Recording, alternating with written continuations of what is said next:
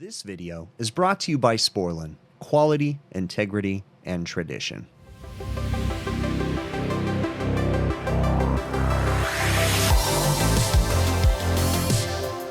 Well, we've got a machine here that the customer says is not keeping up. They've been having issues. They notice that they have very thin ice, or at least it looks really thin. But look, it's not a full bin whatsoever. And if we go up here though, it says full bin. So that's interesting. Let's get this cover off and see what's going on. Up in here, we've got this. Look at that curtain. Curtain is open, so that's a magnetic curtain. Also, look at the back of this panel. People clean this machine. They have a filter changing company that cleans it, supposedly, right? But look at how nasty that is. And then look in here, like someone's not doing their job. All this calcium right here. Look at all that. That's pretty crazy. But why is this open? See, this shouldn't be open. It's just like all kinds of calcium. People are really not doing their job here. Like, look at, I mean, you clean the machine, you don't clean the top where there's calcium all up there. Like, some people, look at the spray rail screws over there. Look at that. That's nice. Just people's incompetence, right? So what you gotta be careful about when you're trying to dig into these problems is disturbing whatever's causing that to get stuck. So you wanna be cautious, move this stuff carefully. Like, look at this. Just clean this machine, supposedly, is what I'm told. Okay, so what is going on here? Why is this stuck in the open position? See, there's ice on it right there. So what can happen is it can be making the ice so thin that it doesn't, and I'm wondering if that's what it is. Okay, so now, see, look, it's not getting stuck. I think it's gonna be a thickness problem. The ice is too thin, and so when it harvests, it doesn't harvest a full sheet, and little residual pieces get stuck. So that's the thickness sensor right here, and if that's not adjusted right, it throws off the whole operation of this thing. So what we have here, we're gonna go and put this, we're gonna turn it off real quick. So we know that it was stuck because of small pieces on there. Evaporator looks a little dirty. Someone hasn't been cleaning it right. But the next thing is we need to check the adjustment of this. This is adjusted by this little screw where it sits on this little black plastic piece right here. When you tighten it, it'll bring it out, bring it in, and adjust the thickness. But I have a special tool for testing the thickness of that. So Manitowoc requires a depth gauge tool, and some gentleman made this for me years ago and sent it to me. Forgive me, I do not remember your name. If you did, take credit for it, let me know. It's the perfect depth. We push it up, and it should not push the, notice how it's pushing it. This should move freely on that, but we don't know if that's the only thing. It's not that bad. It's a little bit off though, but it's not horrible. Another thing that can happen on these is if you don't push this right, it can actually cause it to stay open. So watch, I'm gonna take the memory out of this, spin it, and then we're gonna put it on. And you'd be surprised how much of a difference that can make. So this guy now is even way thinner. Notice that it's hitting. So that should move freely behind that without even touching, but this is also a little dirty. This is a microphone. If we go in here, go to service, real-time data, time and temp. We scroll down, you're gonna see this frequency right here, 100 hertz and 120 hertz. Now notice when I start tapping on it, all I'm doing is tapping, because it's a microphone. Look at it. Higher, higher, higher, higher, higher. It listens to the sound of the water bouncing off the ice. The closer the water gets, the sound that it makes triggers the reaction of the frequency that it reads, and then that's what sends the ice machine into harvest mode. So let's go ahead and get this tightened up real quick, get it adjusted out, and then let's have a look at the rest of the machine and watch the operation. So I'd mentioned that they just had this machine cleaned. Look at this. This is what happens when you don't have an actual service company clean your machines that knows what they're doing. Look at all the freaking calcium. That looks broken. Yeah, this is cracked because someone didn't know how to do it. You can see a hairline crack up there in the top. It runs all the way over. Look underneath, like, and then look. This is the maintenance company not knowing what they're doing, pretending to be ice machine cleaners. All right, next step is we're gonna go ahead and put it into freeze mode, watch it make ice. I've got it in real-time data so that way we can see everything. Looks like we might have a bad sensor on T3, but we're gonna basically just watch it make a cycle of ice and see how it does. So at this point, we're just observing. We're not doing anything. I do have the splash guard off. That's fine for now, just as long as the water's not splashing out, because it does only fill the sump so many times. I think it's 2. So you don't want excessive water splashing out, basically causing it to run out of water early. So we're just watching it make ice just to see what it naturally does. I haven't probed up or anything yet. We're just observing, okay? The only thing I did was corrected the thickness on this, fixed the way the probe was, routed, so that way it wasn't putting extra pressure, and we're just waiting to see what happens. I didn't even fix that thumb screw that's loose back there yet, because I just want to try to recreate whatever the problem was. It may, if it's just an adjustment thing, then we'll probably be solved. But we saw when we got here, there was a bunch of hollow thin cubes stuck on the damper, the curtain, that was causing it to stay open.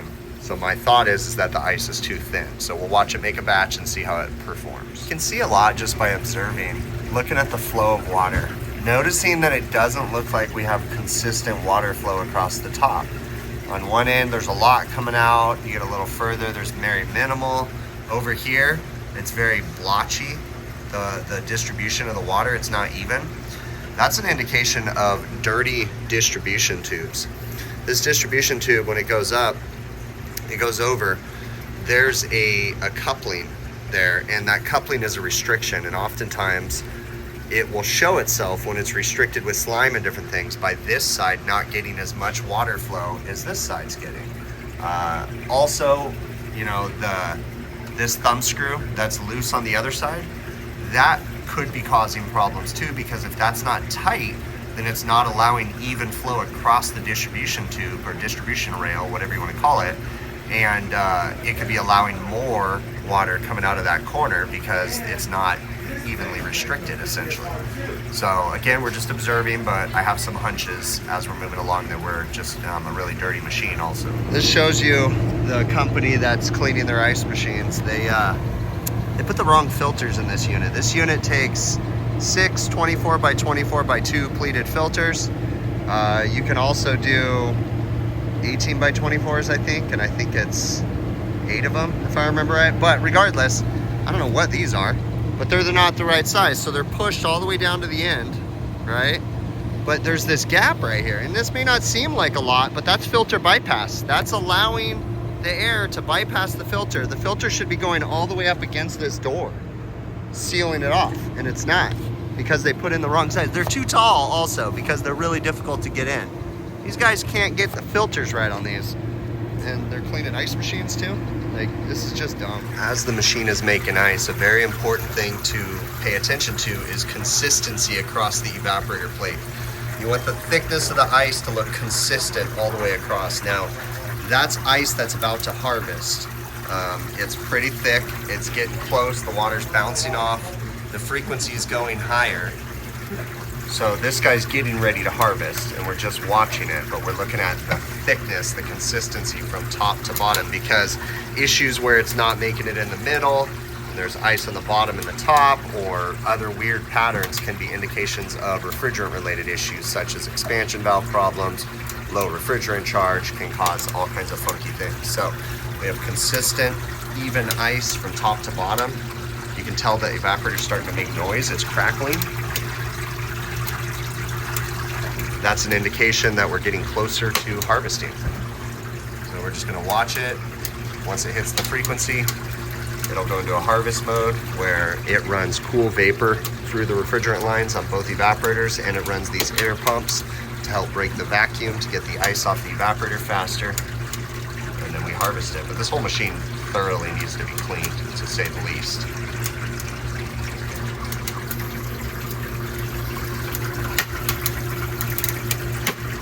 See right here, we're about to go into harvest. The frequency jumped really high, And then now we're harvesting. So we're looking for even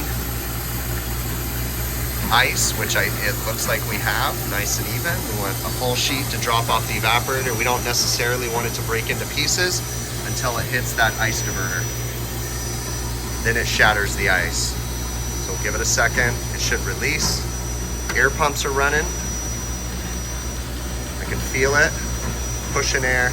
This right here is a UV light. Runs UV through this tube through here to help reduce bacteria growth.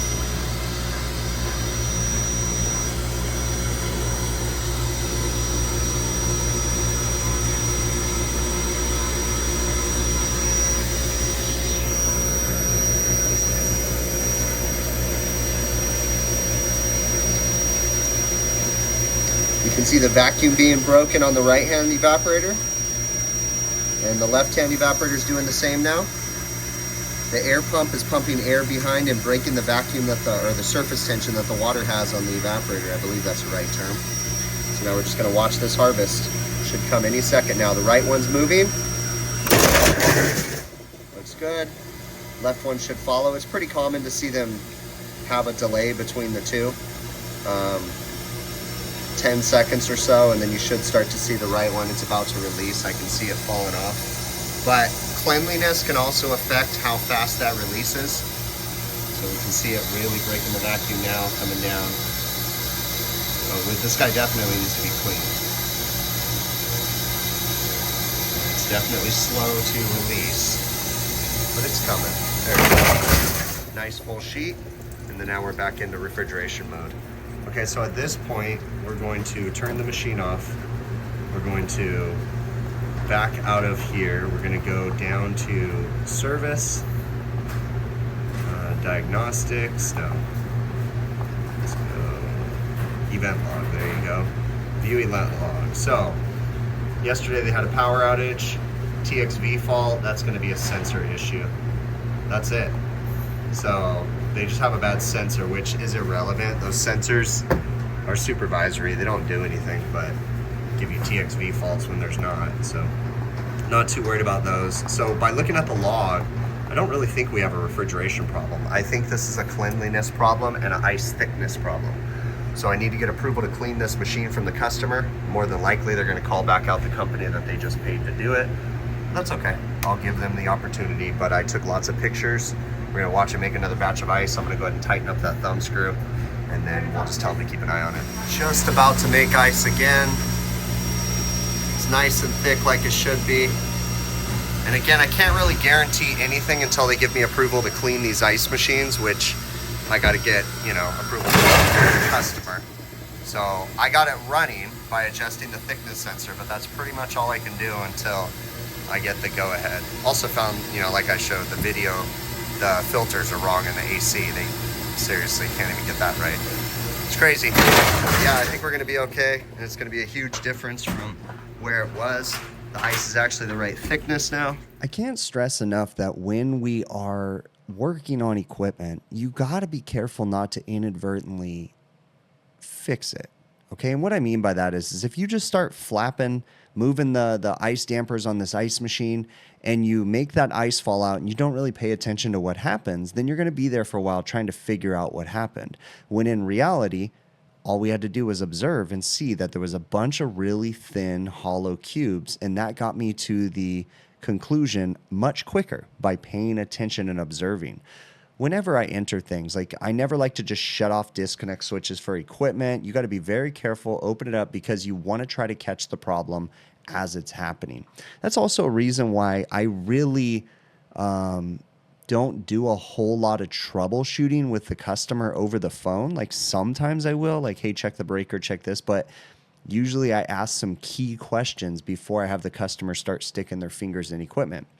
And I will advise customers, hey, on this particular machine, it has an event log where you can see the history, right? But if you're working on a Hoshizaki ice machine that just beeps at you and then the customer thinks it's easy enough, I'm going to get up there and push the reset button.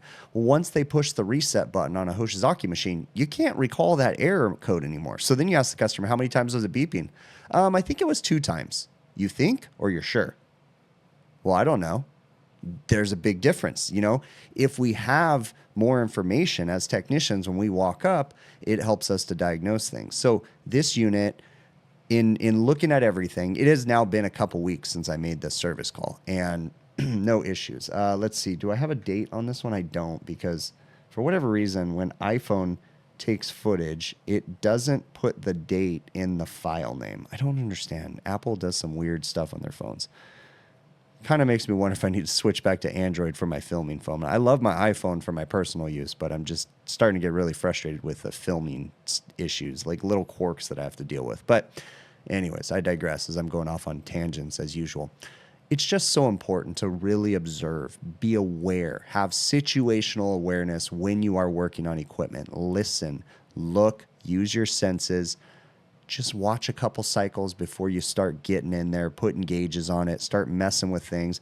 I always like to just observe, okay? Now, when you're working on ice machines, depending on the size, like I work on really big ice machine systems, right? So a lot of the ice machines that I have are 1,600-pound machines, 1,400-pound machines, and I realize some of you work on bigger. Don't blast my comments with, that's not a big ice machine, But I mean, I work on 1,400-pound ice machines that have 12.5 pounds of gas in them. So putting your gauges on and off is not a big deal. Now, if you're working on a lot of self-contained ice machines that have R290 refrigerant or small refrigerant charges, you don't want to be putting service gauges on there. So it's a good habit to just observe when you're working on ice machines and only apply service gauges when you really, really need to, okay?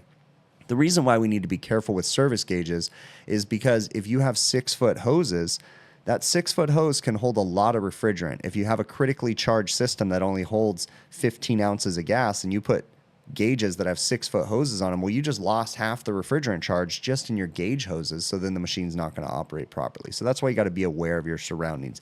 Pay attention, okay? We have new refrigerants in ice machines. I've got one restaurant that has 2 ice machines right next to each other. One of them is 404, one of them is 410A. That's a disaster waiting to happen, right? This is the kind of stuff we're having to deal with as we have these refrigerant transitions. Now they're putting R290 in ice machines, so that's a whole nother thing. We got to think twice before we put our service gauges on things. So it's always good, in my opinion, to just observe, watch it make ice, check everything out, and then make the determination. In this video, I didn't even put service gauges on there because I looked in the service history. It didn't have any real errors besides that silly TXV fault, which is just a bad sensor.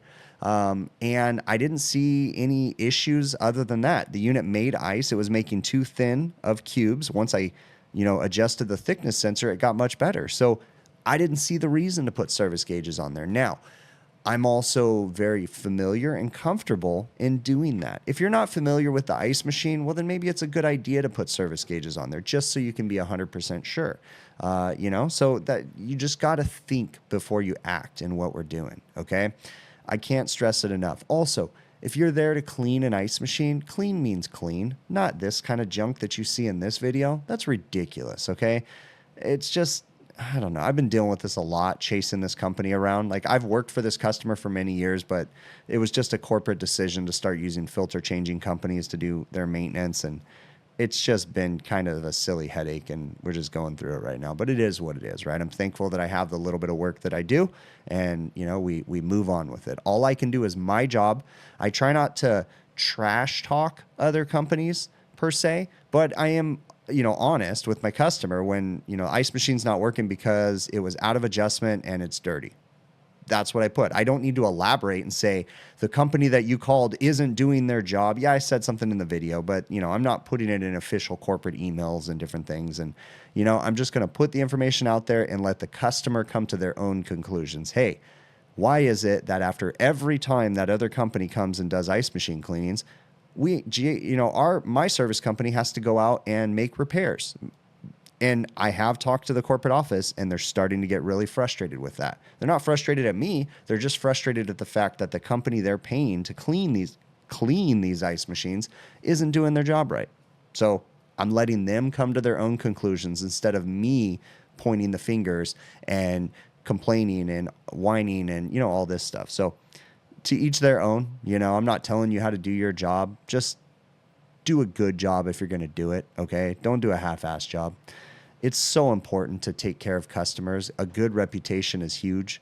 When you become a giant company and you're nationwide and you're doing ice machine cleanings and constantly across the country, nothing but problems. And every time you go to do a preventative maintenance, the list of repairs is 50 miles long. The customer starts to question whether or not that's real, you know? So do your best, be honest, and earn that trust from the customer, because once you earn it, you just got to maintain it. Okay. Be an honest technician, be an honest service company, and do your best. Ice machine training season is upon us. If you're watching this video, it is November 12th, I think today. Yeah, November 12th. The ice machine training season is going to kick off here any minute across the country. Now, in my area, the regional ice machine training classes that they do for Manitowoc and Hoshizaki, they'll typically be in February-ish, February, April, somewhere in there usually. But they start at other parts of the country, I believe, in November and December, because they got to do training classes all across the country and they only have so many trainers. So they split it up over a couple months. So reach out to your local ice machine distributor, whether it's whoever is your distributor where you buy the ice machine parts from. They should be able to get you the information about the training classes. You can also go to each ice machine manufacturer's websites, and usually they have an events tab or training tab or something, and they'll have the lists and the calendar dates. Get on that list now so that way you can put it on your calendar and go do your ice machine trainings. For me, as a contractor, because I do warranty work for ice machine manufacturers, I'm required to go to the training classes, or at least so many people from my company are required to go, you know, every other year or something like that. They have some stipulation, but we try to go every year because there's always something new, and it's nice to be able to catch up with the trainer, you know, the managers, the people that are doing the trainings and stuff, and get all the insights and everything. You guys got to hear a service call coming through. But yeah, I really do appreciate you guys making it to the end of the video. Hey, check it out. If you guys haven't already, check out my website, hvacrvideos.com. We have a new beanie design. We actually went on the design and just went with the HVACR acronym, and now we only offer cuffed beanies. So nice little beanie for the fall, winter time as it's coming. You can see my bald head needs a beanie in the morning. So nice, comfy beanies, nice and big. There's plenty of room. I mean, for someone, I have a big head. You can see I can pull it down over my eyes. So great beanie. They're available on the website, HVACR Videos. If you want to help support the channel, we've also got hats, stickers, some t-shirts up there. We have a few sweaters left. It's just a great way to help support the channel. But you know what? The easiest way to support this channel is literally just watch these videos from beginning to end. That really is the easiest way. You can also support it via PayPal, Patreon, or YouTube channel memberships. There's links in the show notes of this video for each one of those. And last but not least, if you're looking at purchasing any tools, you can go over to TrueTechTools.com. They're a great company. I can't say enough good things about TrueTech. They really are a great company that tries to have the best quality tools available, and they have really decent pricing. So again, TrueTechTools.com. I have an affiliate program set up with them. If you use my affiliate link, big picture, one word, at checkout, you get an 8% discount on majority of the items on their website, and then I get a small commission from that. So another great way to help support the channel, okay? I really do appreciate you. Thank you so very much, and we will catch you on the next one.